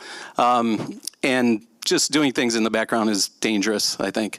But it also made me think about the time when I was very young, in my 20s. I actually was a union steward for a while. It was one of those cases where I was in a union. I was doing graphic arts work with a lot of very skilled craftspeople. And the union steward stepped down and nobody wanted to do it. So it's like, well, somebody's got to do it, so I'll do it. And that was at a time in our industry where things were transitioning from being very skilled, hands-on work to becoming digitized. And I could see, that evolution. But you had some very proud people who were, proud of the work they did, who didn't necessarily want to see that future. And at the same time, I had to help negotiate a contract between our union and the owners of the company. And that was also at the time when nobody had to pay for health care before. It was when co-pays and things like that came to be. So I was really stuck in a really tough spot with trying to see both sides and negotiating and that balance between, respecting the skills of these people, but also seeing the future and just trying to come to some middle ground. And I feel like if I could get through that, a lot of other things are much easier. Thank you. Now I'll shift to my first ward colleague, Alicia Marie Belchak, for her question for you. Hi, thank you for being here. So as you know, this is a short-term appointment, and much of the work that the commission's been collectively focused on is already underway. So how would you balance supporting these existing priorities while also providing your own independent judgment as you represent the First Ward residents, especially because those things can be in tension with each other? Yeah, that's a really good question, and I guess that's kind of the essence of this position, right? You have to listen, you have to pay attention, you have to listen to your constituents, but yet have your own opinion on things. And the way I like to handle that is I try to talk to as many people as I can, and if I sense a difference of opinion with my own, I just try to educate myself and find out, why do these people feel that way? And oftentimes, they're able to reveal some facts that I was not aware of, and they can perhaps change my mind. So I feel like I can step in. I have been paying attention. I'm pretty aware of the issues that you guys are facing, and thank you for dealing with all that. It's not easy. But I have my own opinions, but I think I'd be good at coming in, evaluating everything, and then just making the right decisions based on the First Ward. I lived here my whole life, grew up on the west side, and then I moved over to the Ottawa Hills district for about 25 years, and now I'm back on the west side again. So I do like to talk to people and solicit opinions, so I feel like I have a pretty good understanding, but in addition to my own too. Okay, and a question from myself. Being a commissioner is just one way of serving our community. Please share how you have served our community through civic or public service. This may include board service, previous or current employment, or other forms of engagement. As you can see on the application paperwork, I've been involved with several things, particularly here in our community. I served on the board of the West Grand Neighborhood Organization, as well as the Stockbridge Business Association. But probably the biggest thing I took on was forming a nonprofit called Fans of Valley Field. Steve touched on that earlier. It's an old vintage baseball park here on the west side. And I feel like we've done a really good job of transforming that into a community gathering space. And I often tell people that I've never worked so hard for no money in my life. but it's truly a labor of love, and I feel like everybody who we're doing it with, and I feel like I'm pretty good at that. I'm pretty good at, in addition to doing things myself, I try to rally others to help too. Like, hey, have you thought about helping out? For example, because I'm so busy these days with my full-time job and the ballpark stuff, I'm going to help in the community cleanup, which is coming up. So it's like, hey, let's just, it's not a big commitment. So I think you can do things incrementally that make a big difference, things like that, instead of just sitting back and letting somebody else do it. So in addition to the board positions, I also serve on planning committee at the museum. One thing I thought about too, which I don't recall if I listed it on my qualifications, but I did a lot of coaching, youth sports, and that's so important. I have so much respect for teachers, and when you're a coach, you're in essence a teacher, and it's been really gratifying to have kids that you see many years later who tell you, how much fun they had, or what that meant to them. So that's, on a micro level, I think that's super important too. Thank you very much for your answers. Last, we have 3 minutes for closing statements by you. These are important things you'd like to share in regards to serving in this role as someone who may be appointed as a First Ward Commissioner. Yeah, it's an interesting thing to think about. Much like when I took the union steward position, I felt like, well, somebody's got to do this, so why not me? Why can't I step forward? I've learned a lot about how to negotiate things and manage people's expectations through our efforts with the ballpark. And I've learned this diplomacy, which you guys are very, very good at. And then when I saw the candidates, my qualifications pale in comparison to a lot of these people. There's so many very well qualified people. I thought, well, I'll just drop out, but I decided not to, because I think doing something like this really helps you understand the inner workings of our city. And, as somebody who loves Grand Rapids, I just think it's important, and I'm glad I did it. So I'm glad I'm here. I have mixed feelings about whether or not the people who are actually running for the position should get the appointment, just because they have to campaign and they have to get their message out there and talk to people. So I don't know. That's for you guys to decide. But as I mentioned earlier, I just think with the experience that I have here in this area, in the First Ward, my entire life. I may not have the qualifications that some have, but I can outwork just about anybody. I can work really, really hard to represent people, so that's why I'm here. Thank you so much for being a part of this process and stepping up to help your neighbors. We deeply value it for you and all of our applicants. We are now going to move into deliberation. And you will know today, this afternoon, your feedback on next steps for your application. Thank you again. Very good. Thank you. Take care. I would like to, colleagues, if it's okay with you, would you all be open to maybe a 5-minute bio break for just a moment? Is that okay with colleagues, staff? Is that okay? Good. Okay, seeing that, the committee will now move into a 5-minute recess. The Committee on Appointments will return at 11:55 a.m. for deliberation to move forward with the top 3 applicants. Thank you.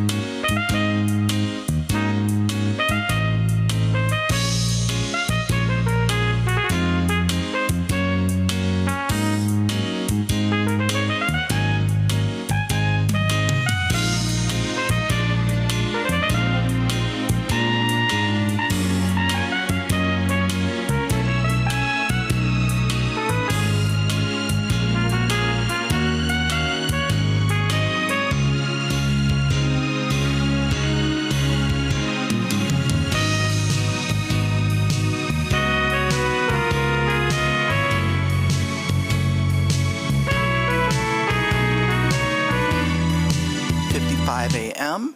We will call the Committee on Appointments back to order, and now we will begin deliberation on the next steps for all of our applicants. I want to start by saying thank you to all of the folks who applied to fill the first ward vacancy.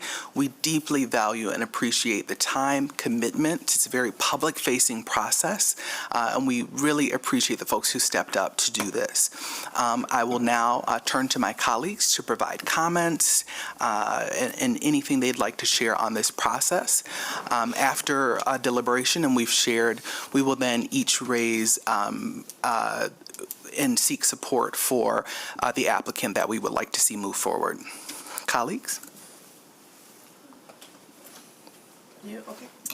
Commissioner Baker? Okay, I guess I get to go first. Well, yes, thank you, everyone. To see such a wide breadth of candidates apply and go through the vetting process and then end up here this morning is really gratifying. It gives me a lot of energy and hope to see how many people are really dedicated and invested in our community, and particularly the folks who talk about our First Ward neighbors, and all of you are our First Ward neighbors, so thank you.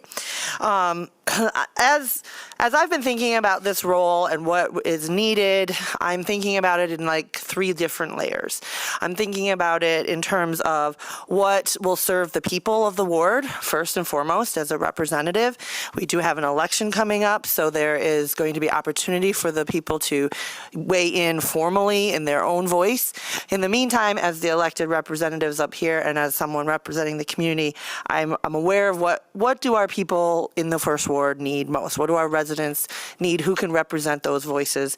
And so that's one layer. The second layer is as a colleague and a partner in the ward, which is the reason I have added my voice to wanting an appointment process. There is a lot going on. We have a lot of deep issues and real needs and some heavy decisions that need to be made. And I think it's important to have someone who can not only support myself as a colleague, but support the entire commission as a 7-person body. So I'm thinking about that layer of how do we work as a colleague together? How do we move forward? And again, the third layer being how do we work to make our priorities take real traction here as a 7-person body making decisions together. So those are kind of the layers that I've been thinking about. And so I was listening not just for experience, but also for heart. I'm listening for how we might fit together, work together, and what kind of conflict resolution and being able to step into what becomes a very public role for many of our wonderful applicants that's relatively new, I think, to them. And so, and I will let our full commission, weigh in on all the other nuances that we'll need to discuss down the road. But as we go through the filtering process, that's kind of where I've been. And honestly, some of you make a very hard choice. And at the same time, I feel like there have been a few that have kind of risen to the top here today for me personally. So I would be interested in moving forward Dan Cope, Kurt Repart, and Lindsay Perez Pletcher. Okay, so you've shared your top 3. Are you formally at this time moving for one applicant? If it's okay, I would like to hold off on that, yeah. Okay, but sharing your top 3. Thank you very much, Commissioner. Commissioner Isasi, any comments? Thank you. Yeah, this is my 7th year in commission, and while I don't, while I live in the 2nd ward, I did live in the 1st ward for some time, and I've lived in the 3rd ward. I grew up in the 3rd ward, and so I think our job as commissioners is to represent our ward, but to really think about how our wards interact with each other. Because people are moving and constantly sort of changing, and we heard some of those stories today. There's been no secret that I have said, Kurt Repart was my number 1 choice. That's probably fueled by the fact that I served with Kurt for those 5 years, and what you heard from him today is exactly the kind of person he is. The fact that he has noted that he is not interested in running, that was something that has been mentioned in the past, that was not my intention. And so I think that to be able to have a process that's designed to have somebody who has a lot of knowledge, would be really helpful because we'd have term limits here in our city. So for me, I would say it was hard too. I would agree with you, Commissioner Belchak. Everyone who put forth their names, thank you for doing that. I've gone through appointment process and ran for office. I think I tried to get appointed twice and ran for office 3 times before I was elected. So I say that all the time because most people don't win on their first try. And I certainly didn't. And when I ran for city commission, I was like, okay, this is absolutely the last time I'm going to try to do anything. And I was definitely the underdog when I ran. And it might not seem that way as I sit up here and I'm the senior commissioner, but that is often the case. So I really appreciated everyone's comments. For me, probably more than 3 people stood out. Like I said, I mentioned Mr. Repart.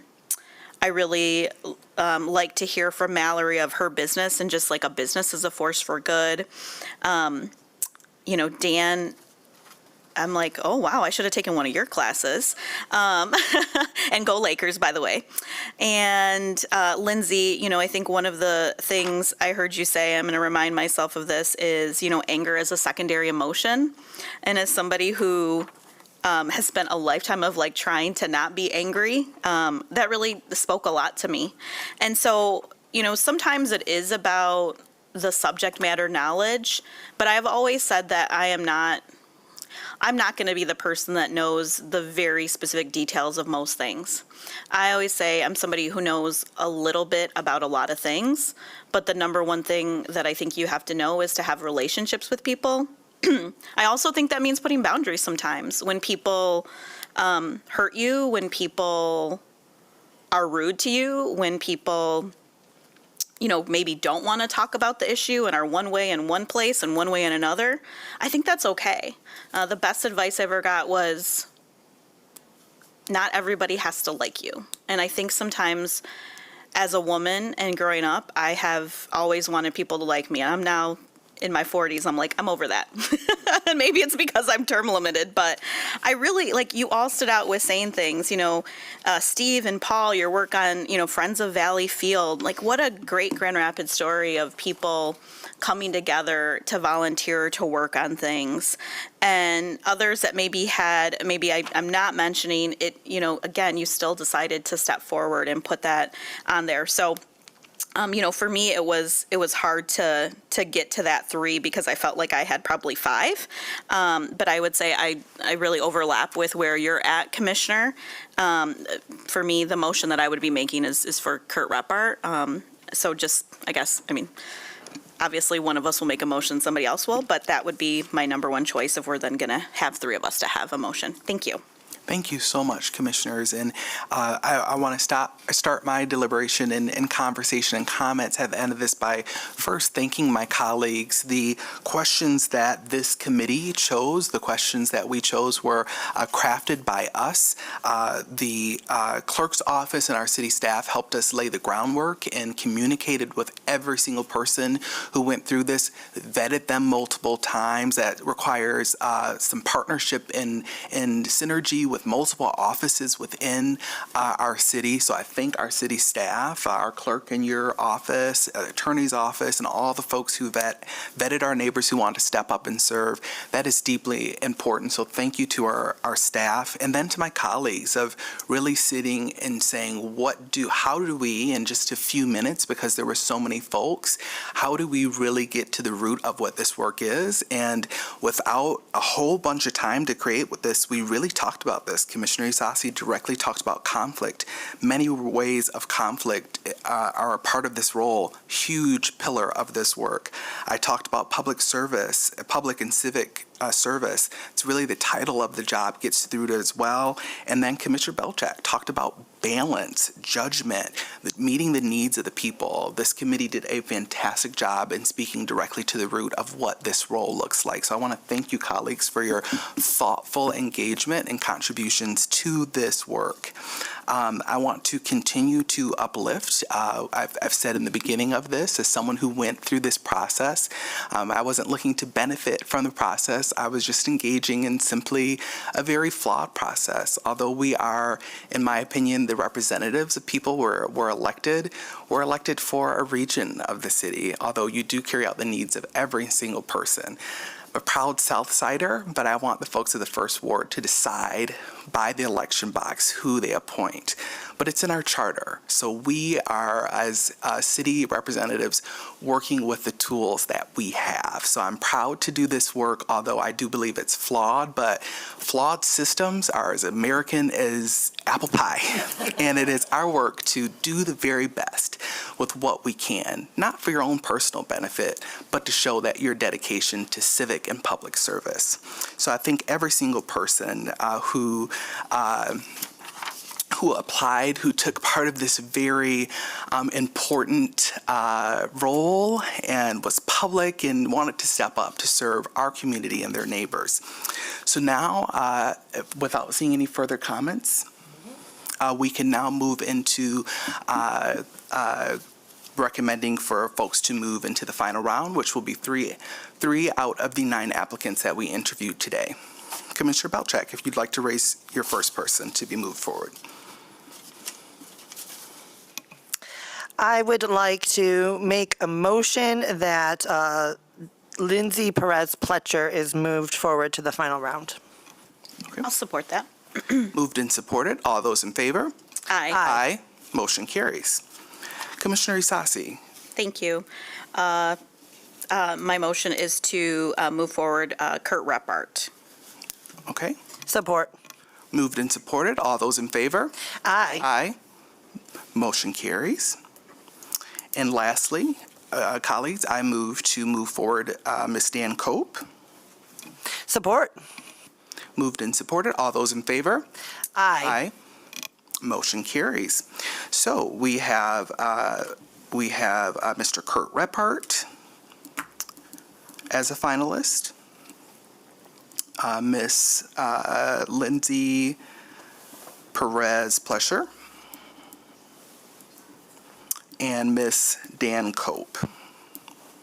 Thank you again to every person that's been involved in this process, from staff to applicants and our community members watching or that will engage with these folks. Mr. Clerk, if you could walk us through next steps and what that would look like. Sure. With this recommendation, I'll talk with the mayor and the city manager about Wednesday's meeting, which will start at 10 o'clock following Brownfield. I think Brownfield meets that morning. Sorry. Yeah, so Brownfield meets first. And that usually goes until 10. Yeah. So at the conclusion of that meeting, then we'll start this at 10 o'clock. I'll be sending out emails to the 3 finalists, what the details are as far as time frame and how many questions, and that after I speak to the mayor and the rest of the commission to see where we're at with those questions. So plan on probably about 45 minutes for each, I would say, is probably a good time frame. Questions. Yeah, usually. So just plan on about a 45-minute time frame for each one. But we'll come up with more details later as we go through. And that'll be on Wednesday, the 22nd, starting at 10 a.m. Yes, Commissioner Isasi. Thank you. And then I'll also, so it would follow the same thing. We'd have our interviews, we'd have time to deliberate, but we also do have an additional time on Friday, April 24th, I believe. I thought we're holding some time on our calendars. Colleagues, do you have that time? Let's see.